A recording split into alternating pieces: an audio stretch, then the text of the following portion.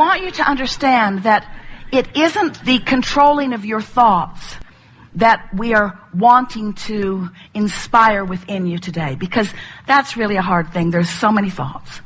What we want to inspire you to is an early and easy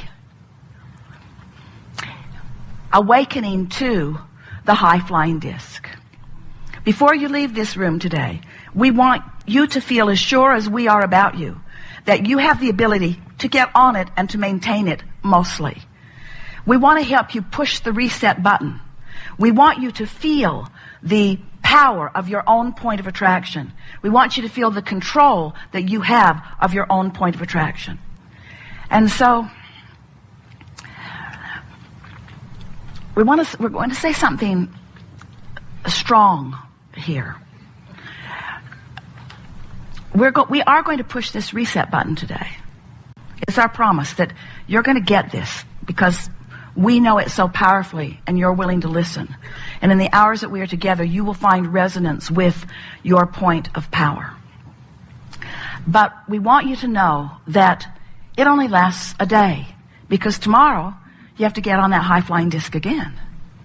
And the next day, you want to get on that high-flying disc again. So, and we want to say to you that you were born on it. You were born. How do I get on the high-flying disc? Well, you were born there. I know, but that was a long time ago. Now how do I get on it? Well, you have the potential of being on it every morning, unless you remember something unpleasant from yesterday, and that's, in other words, when you wake up, what disc do you jump on? Oh yeah, I gotta go to work. Yeah.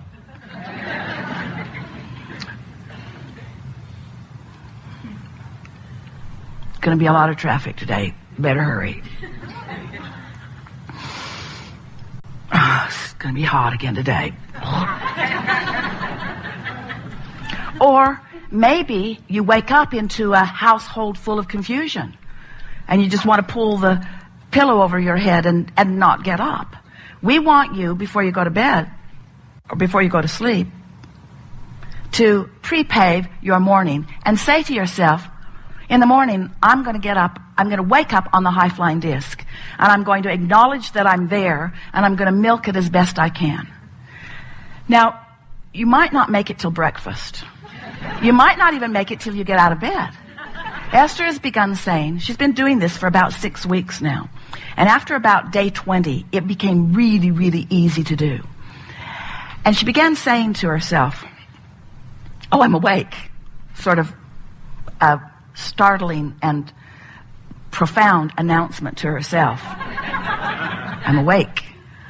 For a while she'd say, damn, I'm awake. I'm awake. I'm awake. Am I going to go back to sleep? Because sometimes she has the luxury of doing that. Or am I going to get up? Now, this was an important thing for her to acknowledge, because if she's going to go back to sleep, she doesn't want any thoughts to get going, except thoughts of slumber. But if she's going to get up, she wants to make sure that the thoughts that she's thinking are thoughts that will be valuable to her. She wants to make sure that they are high-flying thoughts. And so usually she begins with some strong statement of appreciation of something that's very easy for her to appreciate. It doesn't take much. It only takes 17 seconds in order to begin your day. You've been saying for a long time, or maybe they've been saying for a long time before you got here, or maybe none of you have ever said this before in your life. Getting out of bed on the right side, or getting off on the right foot. That's what we're really talking about. Establishing your vibrational point of attraction first. Because we want you to understand that if you choose it first, it's so easy to get that positive momentum going. But if you wait until you've, without meaning to, by default, picked up and carried over some negative momentum, then it's harder for you to shift from that negative momentum. Law of attraction is the perpetuator of momentum. But you get to choose the direction of your momentum. And most of you are not doing that deliberately. You're just letting conditions that surround you that you might be observing be the reason for the momentum getting going. And then law of attraction just keeps it going until you hear someone like us say you create your own reality, and you say, that can't be true. If I really got to create my own reality, I would create a different reality, Abraham. And we say, you may very well, want to create a different reality, and you absolutely have the ability to do it, because there is nothing that you cannot be or do or have. You have the ability to get the momentum going. You have the ability to keep the momentum going. You have the ability to know when the momentum is in the direction that you don't want. You have the ability to slow unwanted momentum. You have the ability to speed wanted momentum. You have the ability to do all of it. You've just got to understand how you do it. And you have to understand momentum. We think you understand momentum, don't you? Have you ever sort of been a little ornery and made a comment and someone picked right up on it? Someone on the ornery disc with you. And then off you go. Now you're remembering things you haven't remembered in a long time. You're telling stories that you haven't told in a very long time. And this person is extracting stories from their past and now you've got a really good ornery meeting going. Can really feel the momentum of it. And then what happens when some bright-eyed, shiny person comes into the room and you've got that kind of momentum going? They either get sucked in with you, depending upon how stable they are in their own vibration, or they bounce right off of you, depending upon what they've got going. And that's what we are wanting you to do. We're wanting you to prepare yourself by getting on the high-flying disc and staying there and practicing it more throughout the day, and then recognizing the power of the momentum that you have going. Once you get some of that momentum going, you're going to begin to notice the ramifications of momentum. And those ramifications are what you want to call materialization. You want to call it manifestation. We like calling it actualization or demonstration. So what happens when you get a really good momentum going is that the first thing that happens is you experience the manifestation of emotion. And we want to call emotion a manifestation because does it get any realer than feeling? When you get that feeling, isn't it real? Isn't it up close and personal kind of real? That's a manifestation. It's a manifestation of momentum. So, and you can tell by the way you feel whether it's momentum leading to something you want or leading to something you don't want. The next thing that happens is thoughts begin to flow. That's the next thing. Now, really what happened is the thought came first and the emotion came second. But we wanted to call the emotion the first awareness of manifestation. We think it will serve you if you realize that when you are feeling an emotion, that it is a demonstration of the beginning of things materializing. Because the emotion has materialized. The next thing that happens is thoughts begin to flow into your mind. Thoughts, a stream of thoughts. You're likely to get a really good idea about something. And you'll know it's a really good idea because it feels good when it comes. Now, depending upon what disc you're on and what kind of momentum you're gathering will depend upon how good or how bad the thought feels. The next thing that happens when you're on this high-flying disc is that nature begins playing with you. Nature plays with you. Jerry and Esther were in the Seashore State Park in Virginia Beach a few years ago. And when they first walked in, it was like the set of Star Wars, hanging mosses. And it was as if they were the only two people on the planet. Not a creature anywhere. And as they walked a little longer and began breathing and reveling in the beauty of the place and relaxing into their own rhythm and pace, the creatures began making themselves known.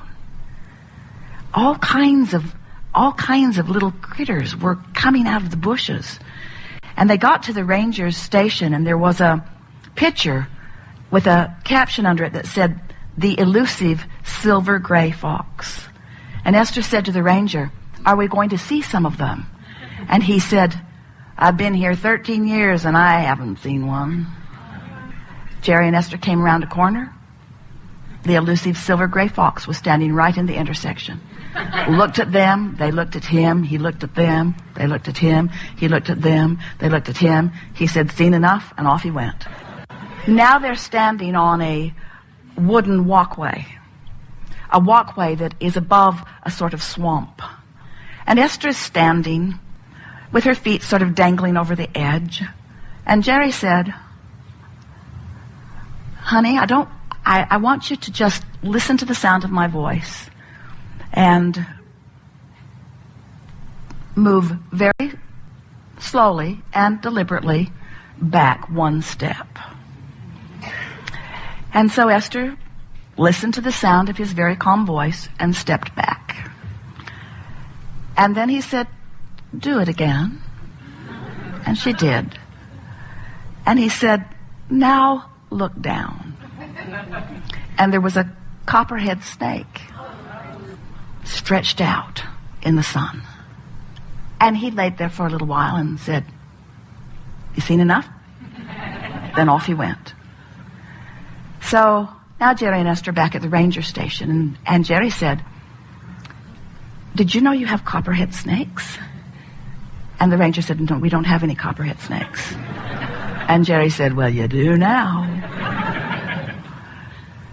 Things that usually do not come out and play were coming out and playing because the vibrational resonance with that high-flying disc was emanating.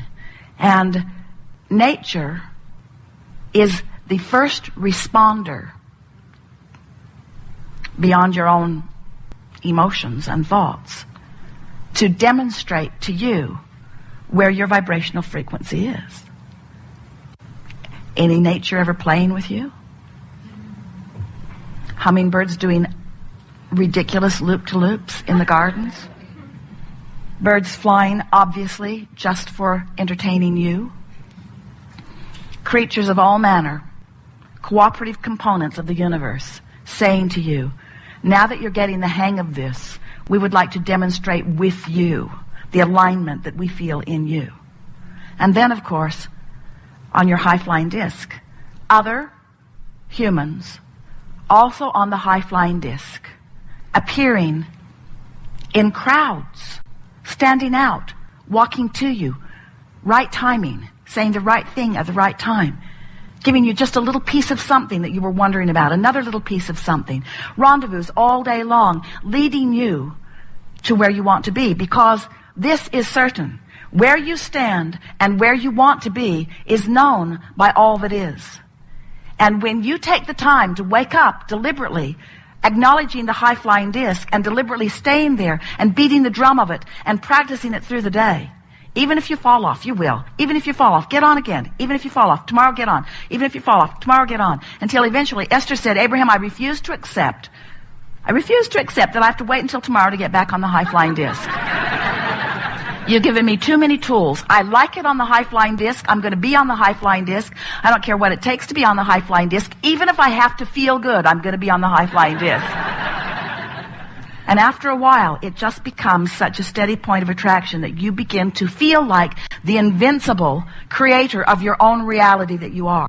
Because you are the creator of your own vibrational offering. Because you have guidance to let you know. You have guidance to let you know. So there are two ways of knowing what disc you're on. First is how you feel. Next is what's manifesting around you. Those are the indicators. So this message is not about scolding you about being on anything other than the high-flying disc. You get to be wherever you want to be, and sometimes being on those lower discs is really a clarifying experience. For a while, Esther was hard on herself when she knew she was not on the high-flying disc. She would be really mad at herself for not having the self-discipline to stay there. And we would say to her once she would come back into earshot of us, Esther, these are not negative moments. These are not bad moments. These are not wrong moments. These are clarifying moments. And how wonderful it will be for all of you when you're consistently hanging out on that high-flying disc, and then you have those little clarifying dips that just keep parlaying you into more and more and more clarity about who you are and what you want. Life is supposed to feel good to you, and it's not supposed to feel good later. It's not about planning that vacation or looking forward to retirement or waiting for your dream mate or your dream home or your dream vacation. It's not about waiting for something good to happen. It's about being in a place that the good stuff can rendezvous with you right now, you see.